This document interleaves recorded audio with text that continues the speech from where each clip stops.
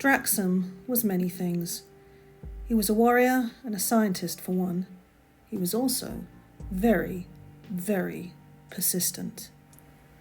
It was almost funny that anyone would possibly believe that he would change at the drop of a hat after so many years spent planning the best possible way to protect his people.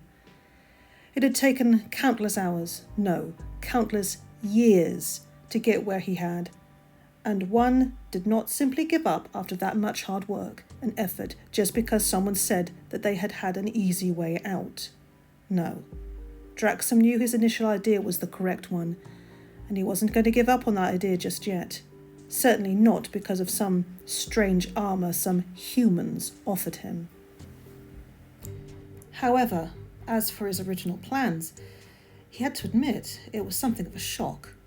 13 years of nothing, and then, quite suddenly, everywhere he turned, he started to see them. His creations, his weapons, or at least shadows of what they could have been. He knew it, deep down, it would have worked. Had Lujitsu not foolishly stopped his experiment just after it had started, his turtles would have been unstoppable. Instead, after only a mere moment in the ooze, he was left with this. It was bad enough that it had crossed his mind to wipe the slate clean and start over, but Lujitsu was no longer in the picture. Draxum wasn't sure if he even was alive anymore, never mind where he would be if he was. And so that led him back to the turtles. Was there something salvageable left among the 4 idiotic children he'd seen fumbling about?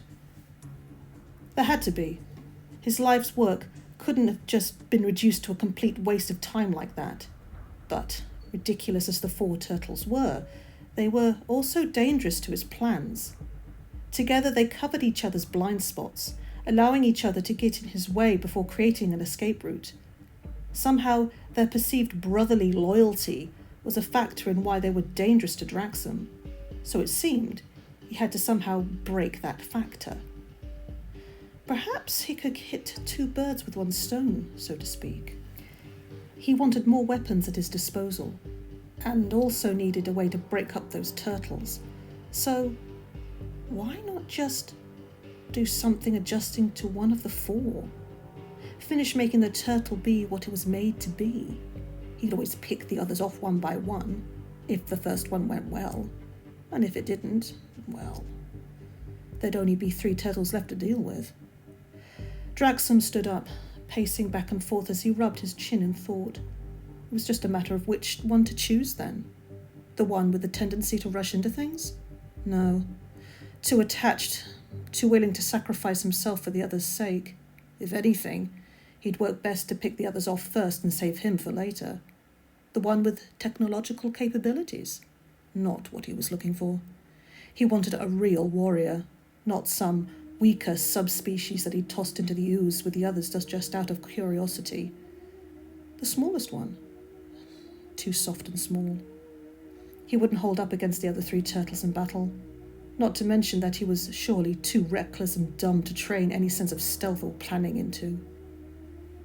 So that just left the snarky one. He wasn't a terrible choice.